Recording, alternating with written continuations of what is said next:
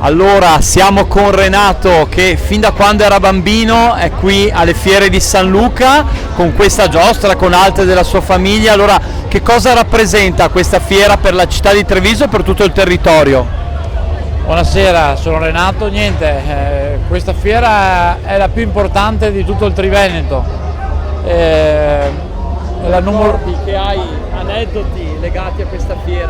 Certo, ero bambino quando io venivo qui con i miei genitori che hanno sempre fatto questo lavoro da 3 generazioni, mio nonno, mio padre, adesso io.